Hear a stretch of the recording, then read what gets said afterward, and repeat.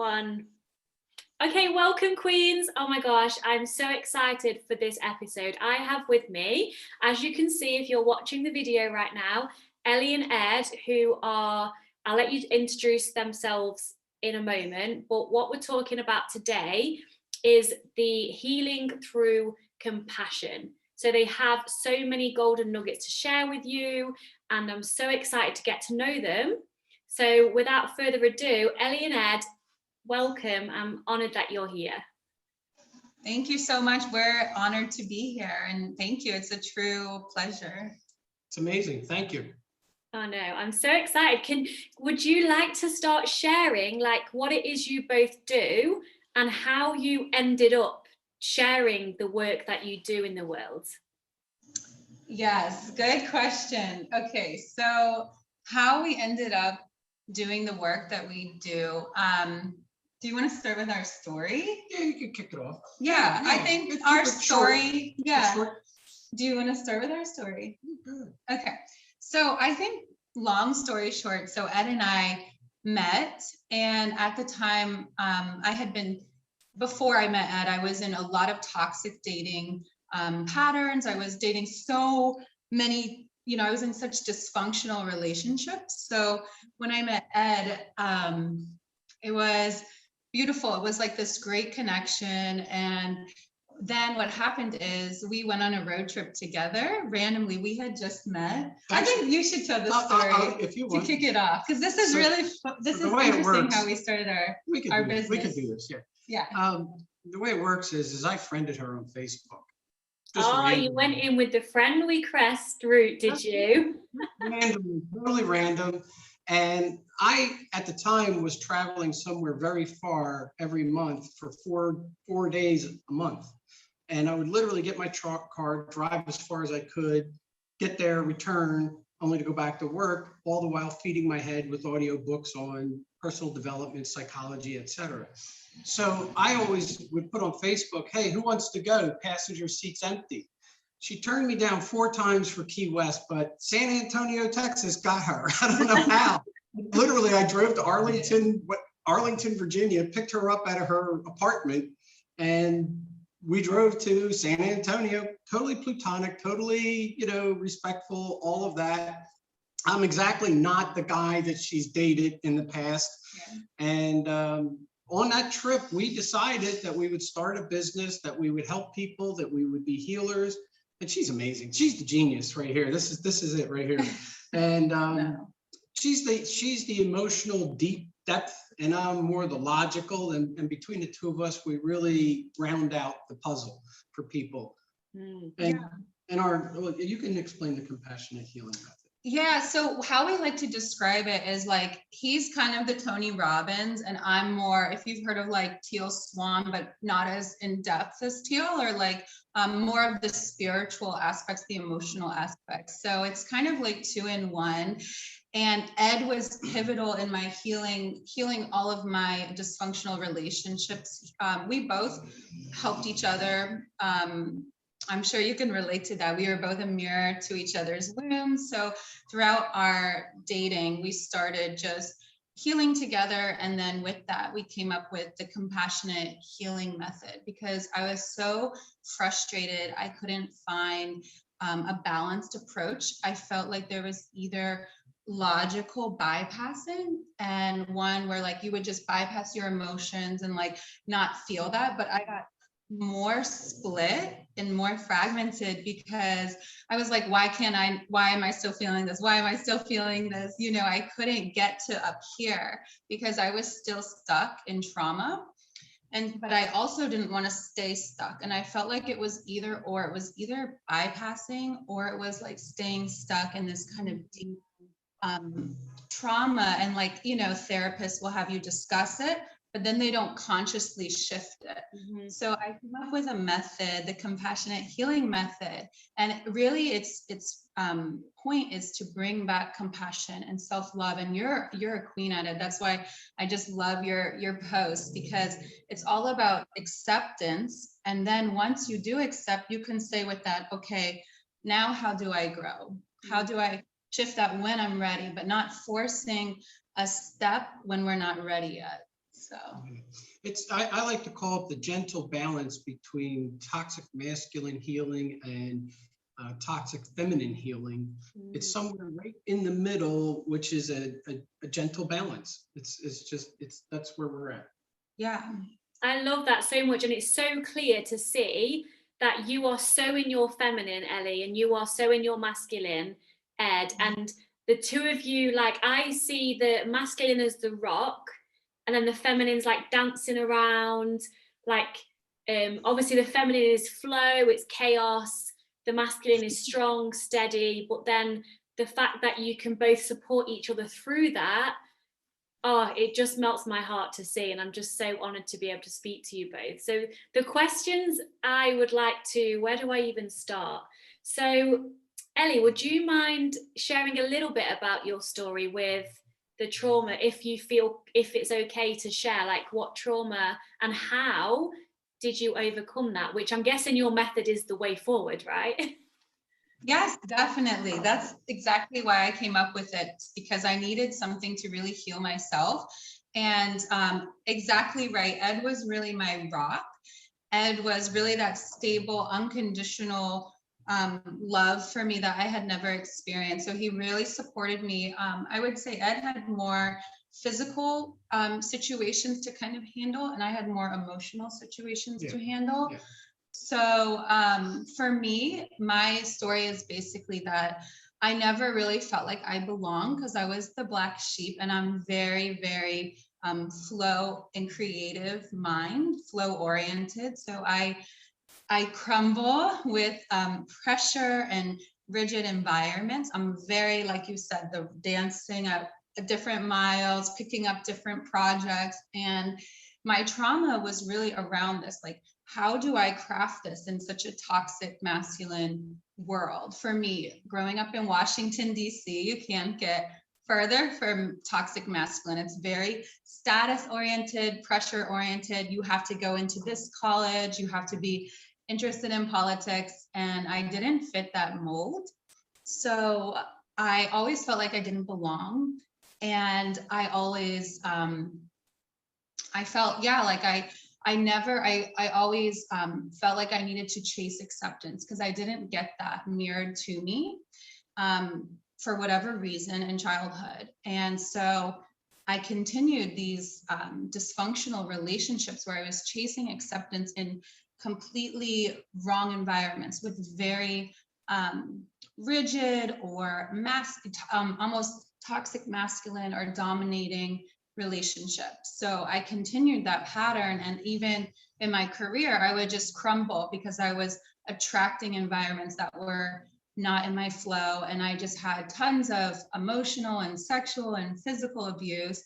And when I met Ed, it was really the first person who genuinely loved me and genuinely cared about me and genuinely was like, you know, I love your femininity. And I was like, what? Like, everyone is always like, you know, telling me what to do. And I absolutely had no sense of self. Like, I had no sense of self because I had such a strong shame complex. I was so afraid to say no. And that kind of dripped out in all areas. So it dripped out in with men, it dripped out with being able to say no, I don't want to have a relationship with you, or no thank you. And I attracted, on top of that, I attracted very dominating people, so that crumbled me even more, and I had no sense of self.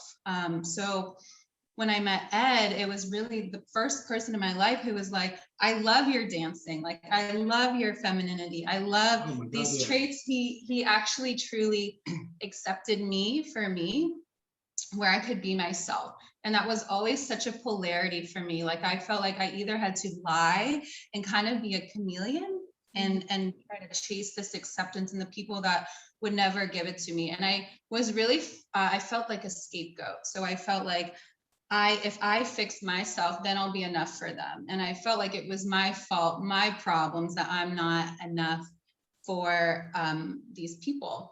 And it was really Ed who really loved me. And once I was with Ed, I started de-thawing, like really working, because I had gotten out of like the physical situations, you know, like changing my job and getting rid of the men. And Ed was pivotal in getting rid of that last toxic relationship, because I probably could not have done it by myself.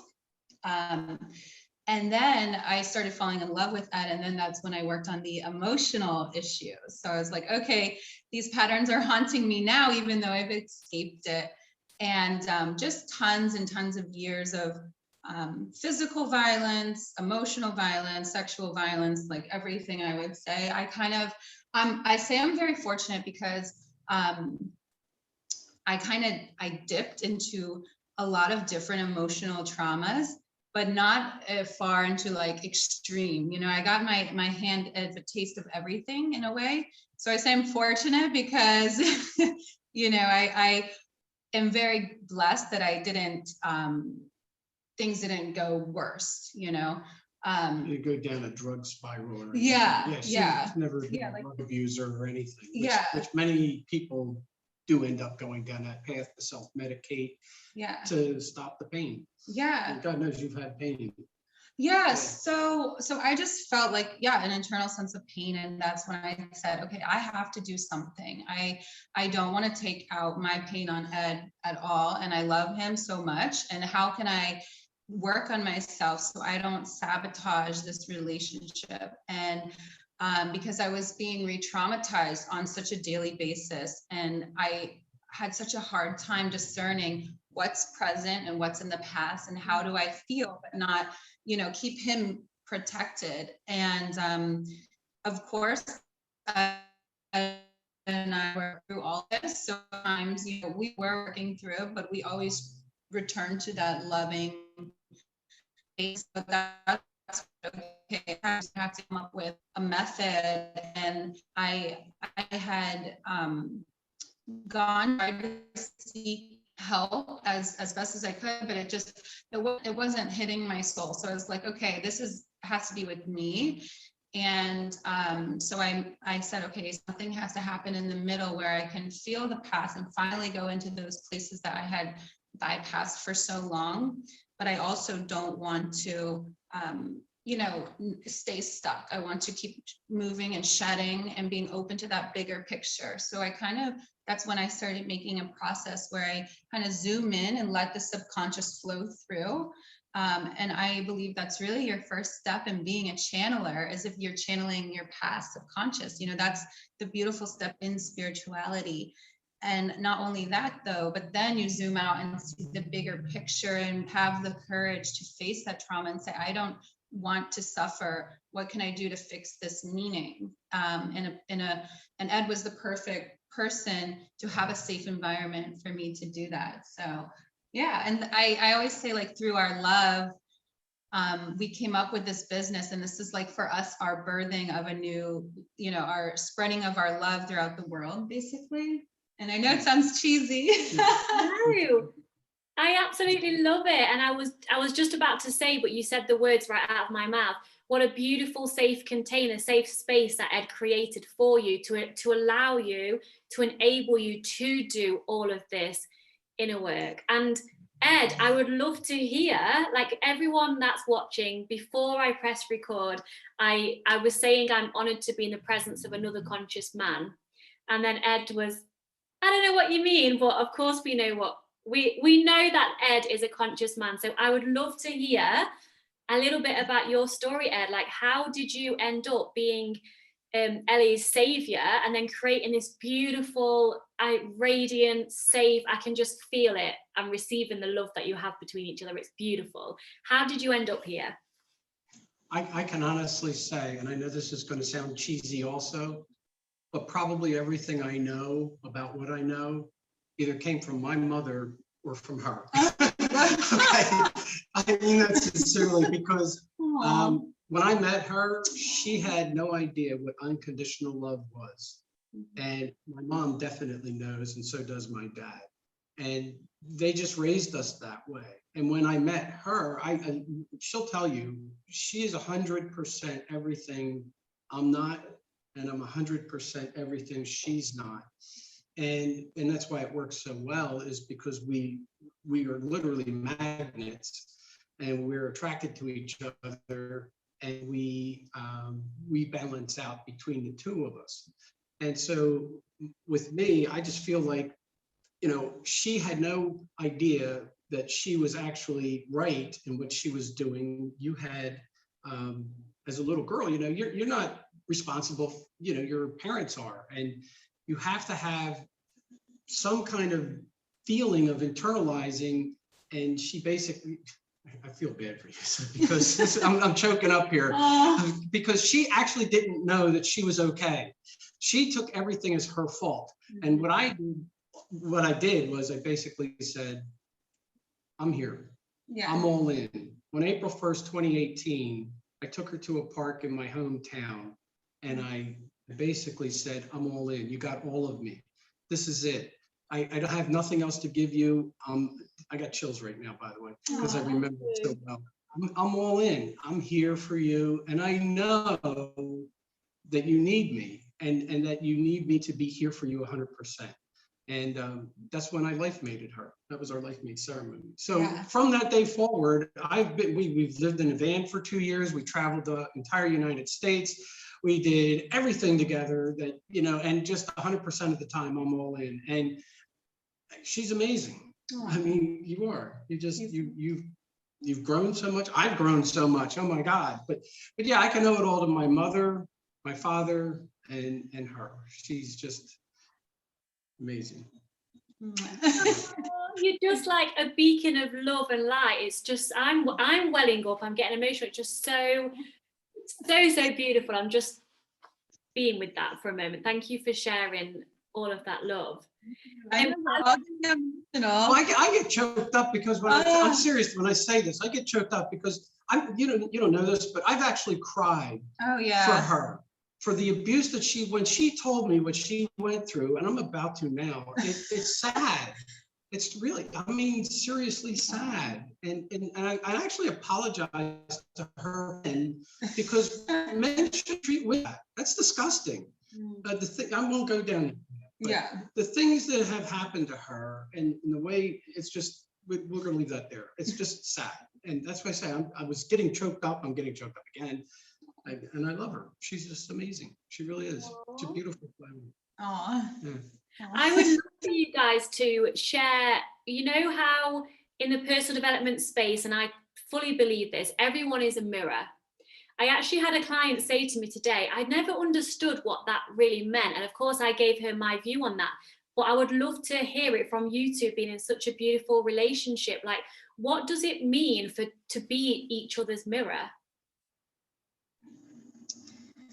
Okay, well, for me, I saw how much I was projecting. So really, for me, this is more of a not as elegant answer. So I'll give like a literal answer and then more of an elegant answer. But literally, it means for me that if I'm projecting my perception of something onto Ed, I can see that very clearly, and I can see that Ed represents my higher self and where I want to go.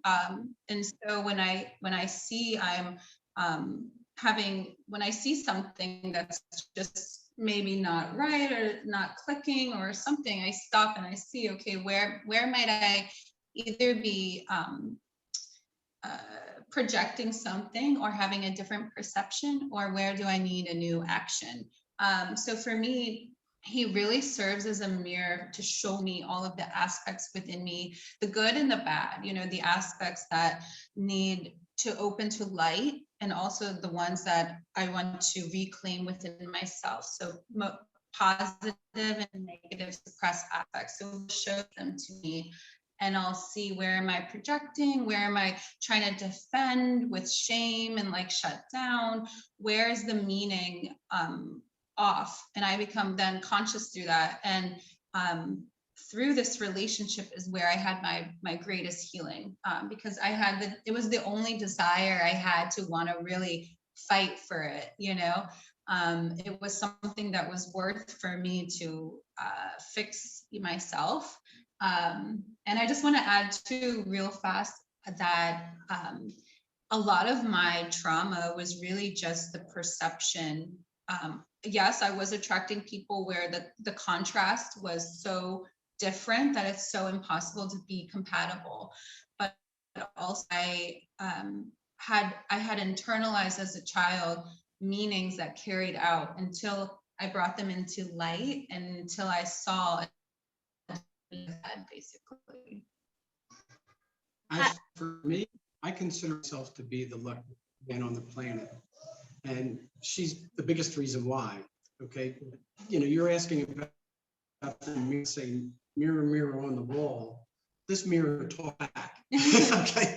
This mirror does an amazing job of pointing off in a very gentle and delicate way. She's really good. And she's shown me so many things, excuse me, about myself that I would have never found ever. I mean, she uncovered my injustice pattern. She showed me areas like when we moved into the van, there were things that, you know, I'm very exacting on where things belong and she's not. So that's hyper control technically, right? Now, neither one's right or wrong, but I get it, you know, and prior to that, I wouldn't have gotten it. There are a myriad of examples of where she'll say, hey, you know, this happened and this is what I think, and feedback, and I'm open to it. And she's amazing. She's really, I've grown because of her. Yeah. Definitely. That's so beautiful. You were breaking up, but I got it all, but it was just, so if I'm a little bit delayed in answering, it's because you were a little bit delayed. But that is beautiful. And I was going to ask next, how do you both communicate? You've already gave a little example, like when Ellie is projecting onto you, Ed, how would you respond? Like what kind of words would you use? How would you let her know that maybe, okay, this is not your higher self right now. I can see the greatness in you. Like, how would you communicate? Because I'm still growing, my fiance and I are still growing. The ladies that are watching this, some of them are desperate to have, again, desperate, that's a lacking word, right? They desire to have what you both have. Maybe they're in a relationship now and they're always arguing, or they love each other, but they just can't communicate. So how would you advise communication between two loved ones? Well, that's an outstanding question. Yeah. Okay. Because one of my other faults is I have a defensiveness pattern. And when she's projecting at me and my defensive, we're well aware of this situation now, right? So I feel like we've made great progress between the two of us. We've made great progress in this area. So I'll actually, a lot of times I'll catch myself and say, look, I'm going to stop right here because I feel like I'm getting defensive and I don't want to do that because I know that that's going to go down the wrong path and that's not what you need. Okay. So, but a lot of times I think it helps for someone to understand that when anyone communicates anything in positive, negative, doesn't matter, that the recognition that it's that person's psychology speaking. It's not true or false. It's just where they're at in that moment at that time and what they feel, and they're expressing themselves. The more someone can take that and internalize the true meaning of that, the less personal they'll take anyone's comments towards them. And that's like the ultimate antidote. You know, it's easier said than done. But if someone says, you're da, you know, you could just stand back and look at them and say, wow, you must really be feeling stressed and there must be something going on in there, because you can actually, I think the real trick is to talk about what you're feeling in the moment. Okay. If someone's coming at you with darts, say, oh, wow, I really feel like you're making me upset. Can we talk about this? You know, try to bring that. Sometimes if someone's ranting, you got to let them rant, you know, because they're not going to rant forever. Let them rant and just sit back, get your popcorn and just enjoy the show, because it'll be over, right? But if you respond to it, you know, vitriol gets vitriol unless the other person doesn't participate, right? And then it's just sit back, let that person burn out, and then when they're done, you could say, you know, remember, you have to think, that's that person's psychology coming at me. How am I going to handle that? there's obviously some pain there. Let's talk about the pain. That's not the stuff that's coming at you is just after the fact. What's really driving it? That's the key thing. And the trick is to just say, wow, I'm really sorry you feel that way. Let's talk about it. What's going on? You know, you have to open with a question. You can't, if you respond with any kind of defensiveness, which I'm a master at, but if you respond with a question, a true loving question, you're going to get a better result. And that person obviously has had a boundary crossed. And I know myself and her, we never cross each other's boundaries on purpose. Yeah. We don't. I mean, I have no ill intent for her. She has no ill intent for me. So if a boundary's been crossed, I'm unaware of it, or she's unaware of it. And so let's explore that. Let's figure that. I mean, let's have a healthy dialogue, a curiosity, and have fun with it and figure it out versus, you know, get angry, get defensive, fight. Fighting. I had a lot of years of fighting in my previous relationship. I don't want to do that anymore. That's not the solution. And the last thing, you have to let go of your need to be right. Yeah. If you cannot let go of your need to be right, then you want to check yourself on that, because aside from mathematics, everything else is an opinion, right? So let go of the idea of being right. Yeah. Yeah. I agree. Oh yeah. So sorry, go on, Ellie. No, I just was gonna add on for me, I would just add on that, yeah, like Ed said, you want to access the hurt underneath those reactions and really get to the hurt and be brave enough to express that vulnerability. So there were countless times that I had to seem almost embarrassing to myself, where I was like, you know, I feel rejected, even though I'm sure you don't mean this way. Like, what was your meaning? And then, so the first step is really owning that inner child and saying, okay, this is how you feel from the past, own it and get it out, and just talk to your partner about it if you can, or if you can heal it, you know, within, but try to express it to your partner in a loving, open way with the vulnerability underneath. So a lot of times you're fighting, if a couple is fighting, it's because they're holding on to the reaction, but not the hurt underneath that. And then with that, you want to have, on the other side, you want to have the willpower and really the strength to say, be open to a different meaning and to stay in that love and in that center and in that openness of, okay, maybe we had a perception, and really get to that compassionate understanding his meaning, understanding mine, and just really saying, okay, I feel like rejected in this situation. This is just from my past, you know, what do you mean? So I can really make sure I'm under, Ed might share his, okay, but really that does stay open. And I think for the ladies listening too, you want to remember, like, if you've been hurt so much, so you really deserve a different outcome, and you're the kind of the parent protecting that inner child. Like, you're not denying how your inner child feels, you're owning that hurt and that rejection, but now it's you're the parent kind of separating from the inner child and saying, I want a different outcome. I'm gonna really communicate with this person because I deserve love, I deserve openness, I deserve truth. And so I need to communicate in a way that could possibly be open for a smoother transition, even if that means that person, because they're not serving. So this is why I said she says it much better than I. No, That's exactly what we do. Okay. And I say, it's, you know, I give a more masculine answer. She gives a more feminine answer, but what she said is actually what we do. Yeah. You both said it beautifully. You both said it beautifully. And I would love to share two things. Ed, I see myself in you. Well, my old self, I'm always working through.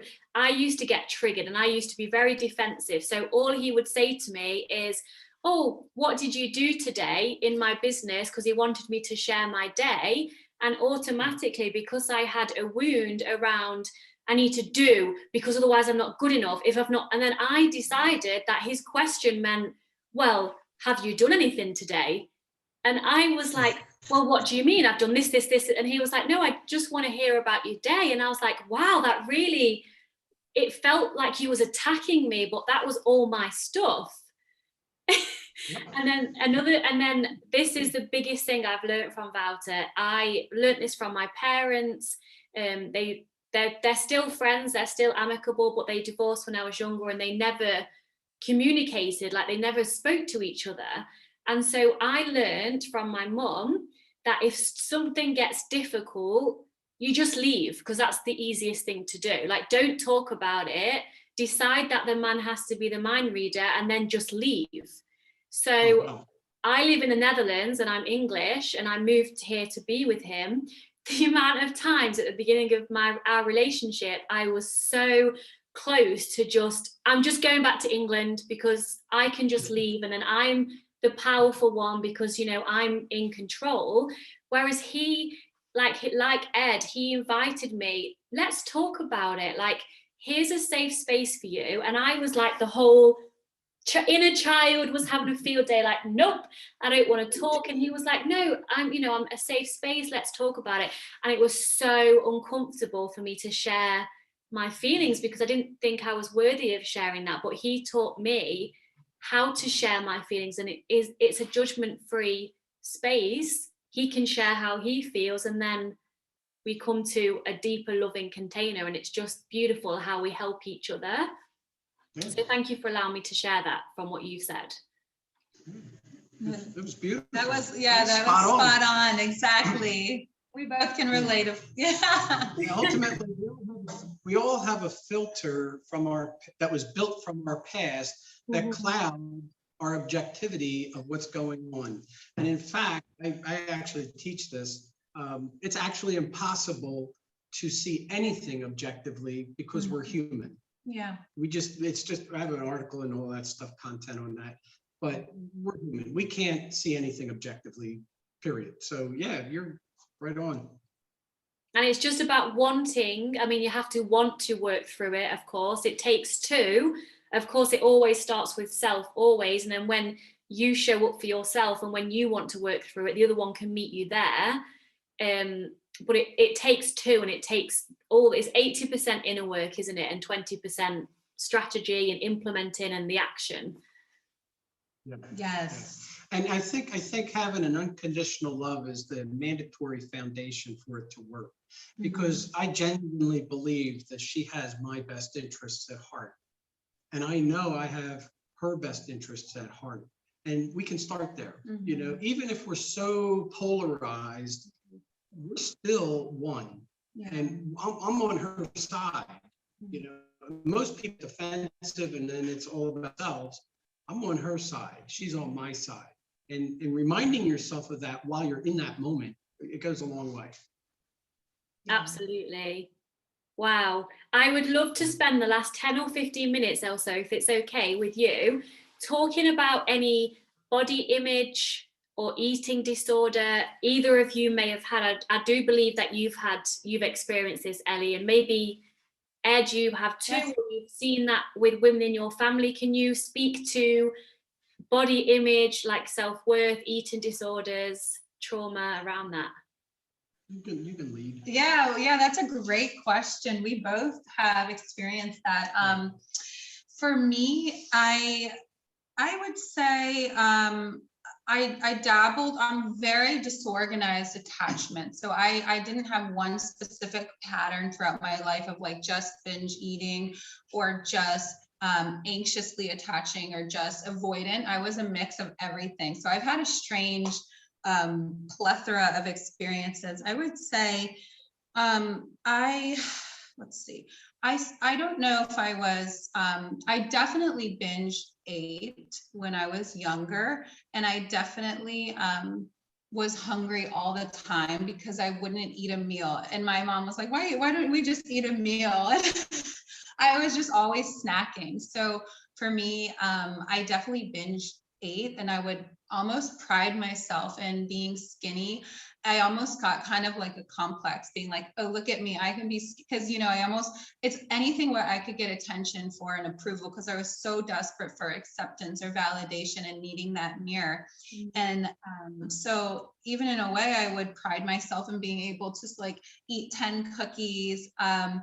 And, you know, then friends would be like, oh, I'm so mad because you can, you know, do that, or eat like 10 sandwiches. And so I definitely binge ate, not only because like I would snack all day long. So it was a mix of constantly just not having that logical structure. So I'm again, very leaning towards far right brain. So again, that's why I'm a perfect match for Ed, because he's so logical. So I just need structure, but I'm not a structured person. So it's like a very strange line where like I need to plan meals, but so I'm not snacking all day long saying, I'm so hungry, I'm so hungry. And, you know, but at the same time, so yeah, I would binge eat. And I loved eating all the junk food in the world. And I fortunately didn't gain weight with this. So it didn't have an impact for me. And like I said, I got more and more attention for it because I could eat whatever I wanted. But then what happened was I started, the more that I started uncovering my past, because I was very on the hyper side. So just hyper eating whatever I want, not thinking about, not rigid whatsoever, because that was my rebellion pattern to the control that I experienced. So just out of control, wild, no rules, don't believe in anything. So I tilted from hyper to hypo and became more avoidant. So I was partying 5 nights a week and eating whatever I wanted, drinking whatever I wanted.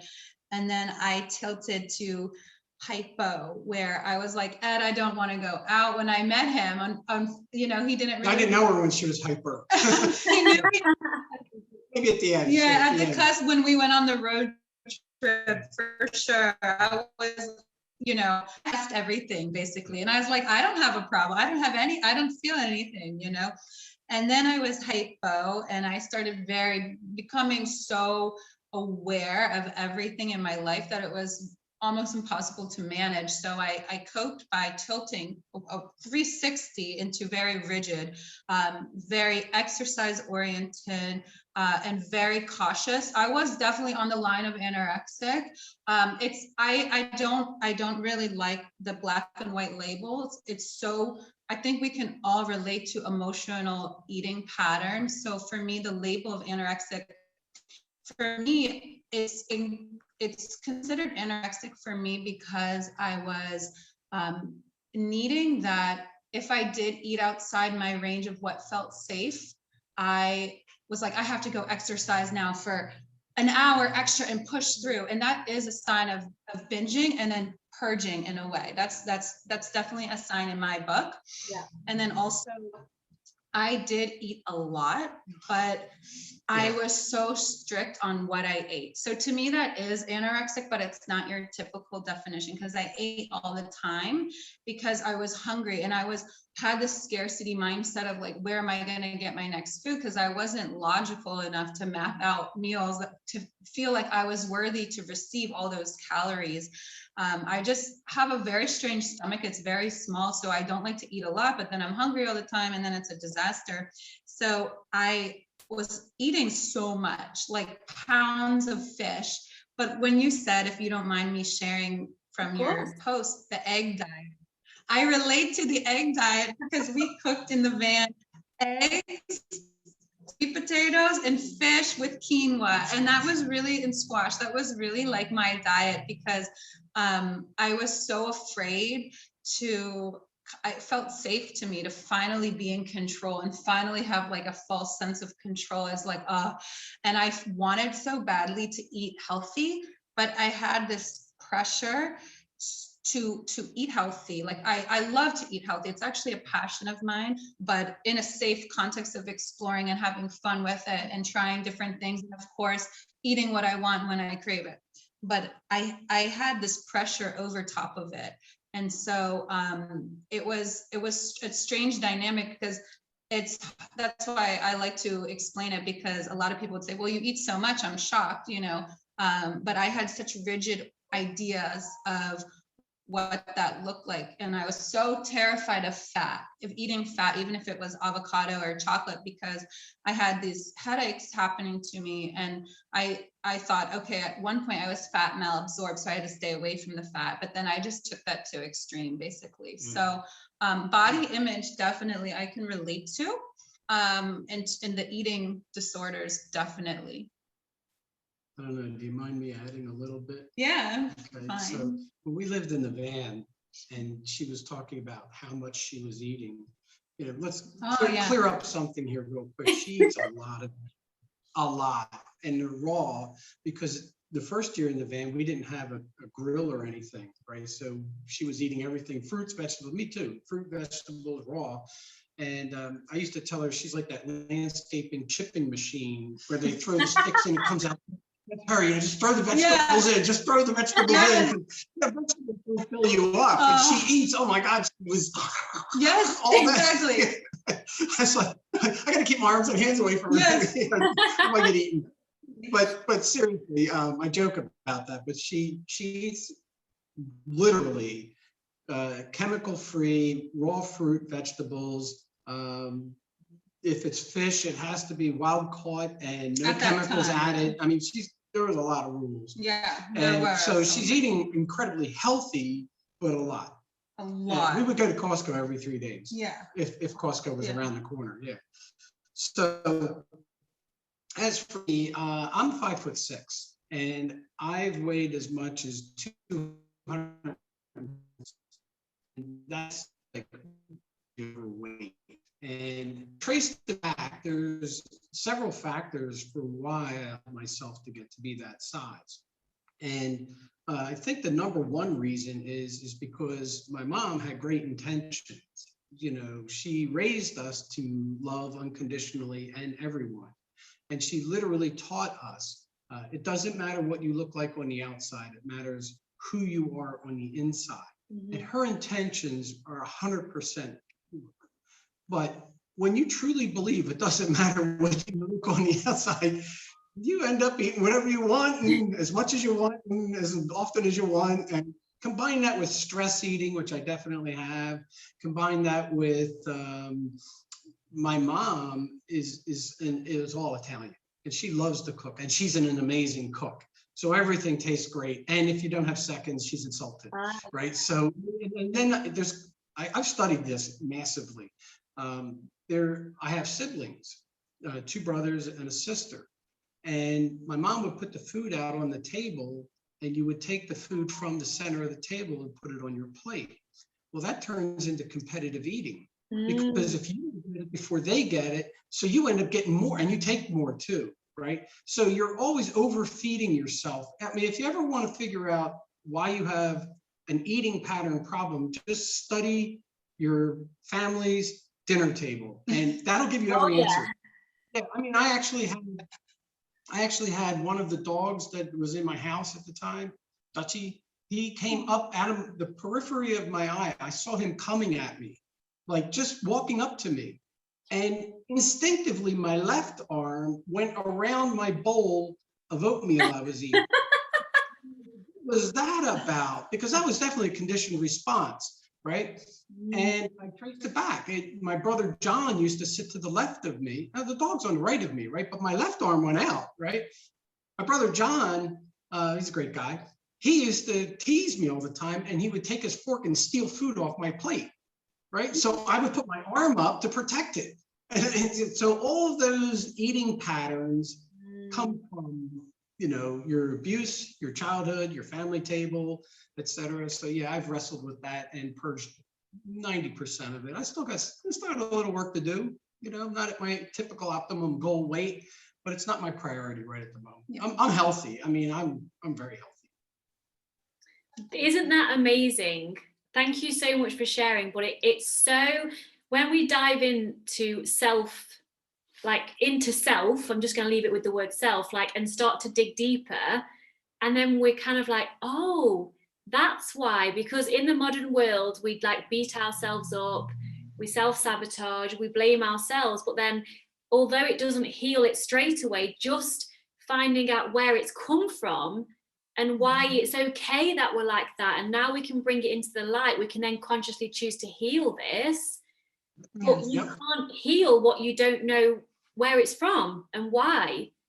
So I think that was such a big important thing you brought up, so thank you. And you remind me of me, Ed, with the eating. Like I had a sister, she didn't steal food or anything, but my mum always said, if you want dessert, you have to finish your dinner. And I'll be so full, and she'll be like, you have basically force feed yourself even though you're not hungry. And then because I wanted dessert, I would then force me feed myself more because I wanted dessert. And then as an adult, I would wonder why I had to clear my plate, then I had to have dessert. Like, it's just crazy where it all comes from. And we have a choice now, right? Now we're aware, we have a choice. Yep. Yep. I could talk to you guys for hours and hours and hours. Please share with us how people can work with you, what you're offering, all of the juicy goodness around how they can connect with you guys.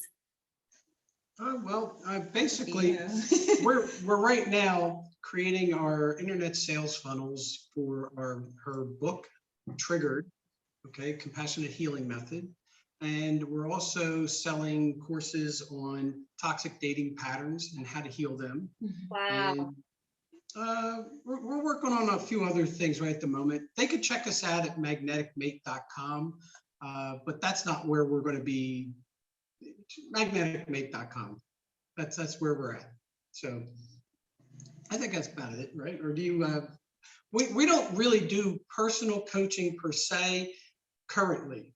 We will be offering that in about a month, and that's why I'm not really talking about it right now.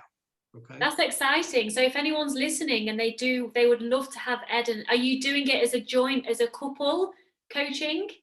Yeah, actually that is our shtick, because she covers the emotional, I cover the logical, and we meet somewhere in between to give them the compassionate healing method. We have coached others in the past. It's not like this is a rookie show here. We definitely have done it.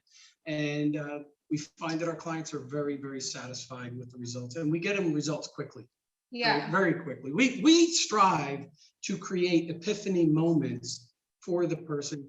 We don't like the idea of dragging things out, and we want to cut to the chase, get them in the moment, get them to feel it, get them to understand it. And then between the two of us, we usually know what the person's been through, because between the two of us, we got a lot of years of experience. And so we're able to guide them gently. And the key word there is gently, to a better resolution. Wow.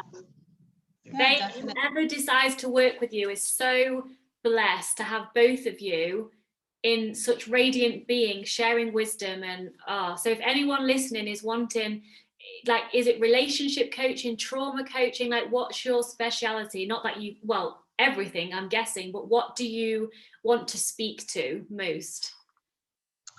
We really just help women with their emotional bodies, mostly in the realm of relationships and triggers in general. So we just work with the trigger. And when Ed said we do like an epiphany moment, we take them, if they're ready, depending on their comfort level, we take them in a deep dive and really go deep into the emotional inner child wounds. And as you said, like, where did that belief come from childhood? And it could, like you said, be so simple, but it created it's not working any longer as we're adults, right? So we mostly work in the realm of relationships, but we mostly take them through a journey. So we take them through a transformation if they want to go from dysfunctional relationships to love, and through the context of divine femininity, of just embracing that essence and really working through the emotions. So we don't really glaze over top. We work pretty deep, and we do a lot of courses and that kind of thing as well. So I feel strongly about this. We try desperately to tear down the insecurities in a gentle way, to the point where we actually plan on creating Zen dens throughout the world, and the Zen dens will be healing centers for women. Okay. And that's our long-term plan. Yeah. In between now and then, we just plan on helping women heal their emotional bodies. And yeah, that would include their relationships as well. Yeah, definitely. Yeah. Wow. Oh, that's so beautiful. Thank you so much for sharing, you two. Like, thank you from my heart. And so the hour has just flew by. And I would love to have you guys on again to talk about another topic, like maybe specifically around body trauma. If you'd like to come on again, I'd love to have you both. Definitely. Absolutely. That would be so great. fun. Yeah, that'd be awesome. Yeah, definitely. Thank you so much. Thank you. Okay, well, I wish you the most wonderful day, because it is now midday for you guys. Well, it's 1 o'clock, because I didn't mention everyone listening or watching. You guys live in Mexico right now, right? Yes. Correct. Yes. Yeah. We love it here. It's Yes. beautiful. It's actually fascinating. Oh yeah. Yeah. Living the dream. And again, thank you so much. And if any of you would love to reach out to them, I'm going to put all the links in the show notes. So please reach out to them. I'll be happy to help you. And please let us know when the book is ready, when it's going to be launched, and your progress too. We're looking at March 7th. We're looking at March 7th, but we'll update you on that. Yeah, and they can feel free to connect with me on Facebook or with Ed, and then we can help them with different programs that we're making. Yeah. Amazing. Oh, thank you so much, guys. I love you both so much already. I knew that anyway. When I first met Ellie in our goddess circle, I knew we were going to be doing something together and sharing and helping the world. So it's a blessing to meet Ed as well. So thank you so much. Thank you very much for having us. Yes, we love you. we love you. Yeah, you are Seriously. amazing. Yeah. Thank you. I love you too. And namaste. Namaste. Namaste. Mwah. Thank you so much. Bye-bye. Mwah.